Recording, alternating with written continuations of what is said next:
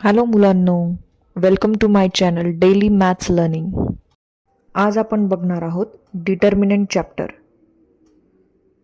So पहिल्यांदा आपल्याला definition बघायची आहे. What is mean by determinant?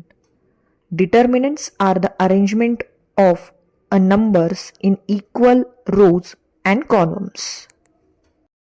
In a determinant, the numbers or elements are arranged in a 3 rows and 3 columns in 2 vertical lines. First रोचे जे elements आहेत त्याला आपण ए, बी आणि सी ह्याच्या व्हॅल्यूज देणार आहोत. A equals to 1, B equals to 2 and C equals to -1. आपण 10th स्टँडर्डमध्ये बघितले आहे 2x2 डिटर्मिनंट क्रॅमर्स रूलने सॉल्व्ह करता येतो. तोच आपल्याला इथे पण यूज करायचा आहे.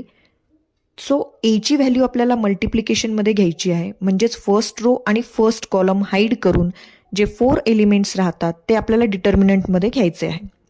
देन सेकंड एलिमेंट जो बी असतो तो कंपल्सरी निगेटिव्ह घ्यायचा आहे आणि जर निगेटिव्ह असेल तर तो निगेटिव्ह ऑफ निगेटिव्ह पॉझिटिव्ह होतो.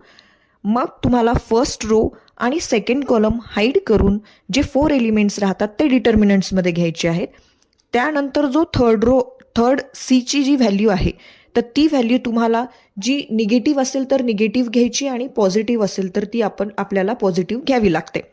सेम करायचं आहे, फर्स्ट रो हाईड करायचा आहे आणि थर्ड कॉलम हाईड करून जे 4 एलिमेंट्स राहतात ते तुम्हाला डिटर्मिनंटमध्ये घेऊन सॉल्व्ह करायचे आहे.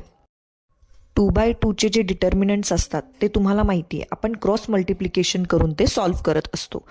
तेच सॉल्व्ह करून आता पुढची जी प्रोसिजर आहे जशी मी व्हिडिओमध्ये दाखवली आहे त्याप्रमाणे करून तुम्हाला डिटर्मिनंटची व्हॅल्यू मिळते.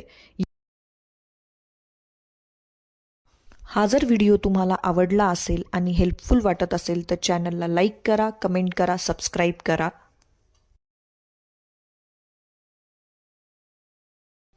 अशाच एका न्यू टॉपिक सोबत भेटूया नेक्स्ट व्हिडिओमध्ये.